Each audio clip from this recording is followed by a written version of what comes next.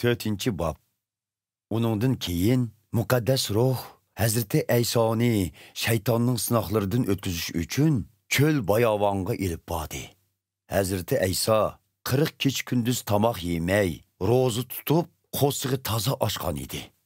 Uni sinamoqchi bo'lgan shayton uning oldiga kelib, "Agar sen rostınla Xudoning o'g'li bo'lsang, mo'shu toshlarni nonga aylantirib ye", dedi.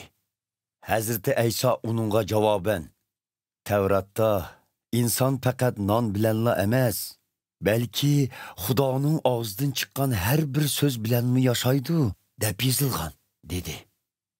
Ondan shayton Hazreti Aysoni muqaddas shahar Yerusalimga elib bordi va uni markaziy ibodatxonaning eng egiz joyiga chiqarib, "Xudoning o'g'li bo'lsang, pastga sakrab boqqina, chunki Zaburda Xudo farishtalariga sen to'g'riliq amr qilgan.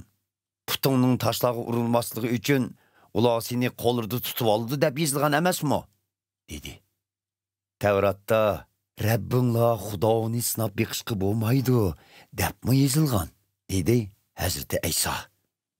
Ondan shayton Hazreti Aysoni nihoyat egiz bir toqqa chiqarib, uningga dunyodagi barliq davlatlarni ko'rkamligi bilan ko'rsatib, "Yerga bosh qo'yib menga sajda qilsang, ularning hammasini sana berib etaman", dedi. "Yo'qol shayton. Tavratda Rabbinglar bo'lgan Xudoga ibodat qilinglar. Faqat uningga xizmat qilinglar deyilgan", dedi Hazreti Ayso javoban. Buning bilan shayton Hazreti Aysoni tashlab ketib qoldi.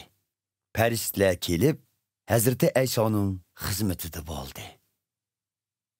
Hazreti Ayso Yahyoning tutqun qilinganligini anglab, Galiliya o'lkasiga qaytib keldi.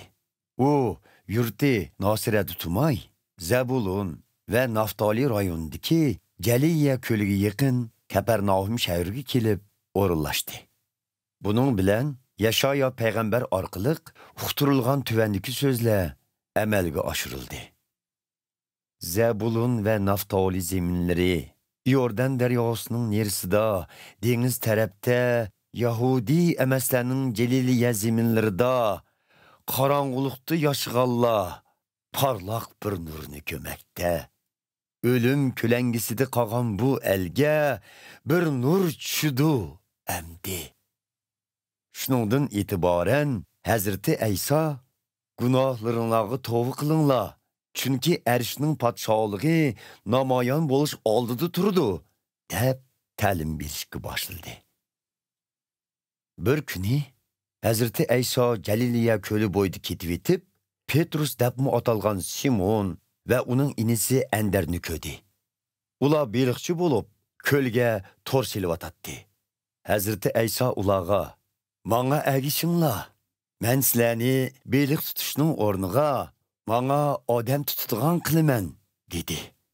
Ular shu an beliq torlarini tashlab Hazreti Ayso bilan mangdi.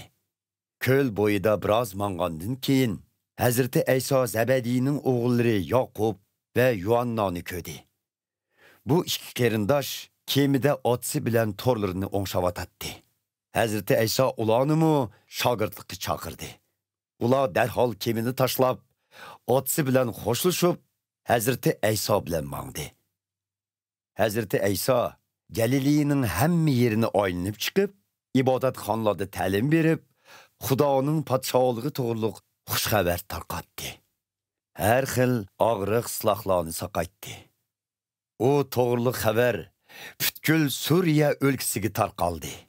U yerdagi xaloyiq har xil og'riq silahlarga mubtalo bo'lgan kasallarni uning oldiga elib kelishdi.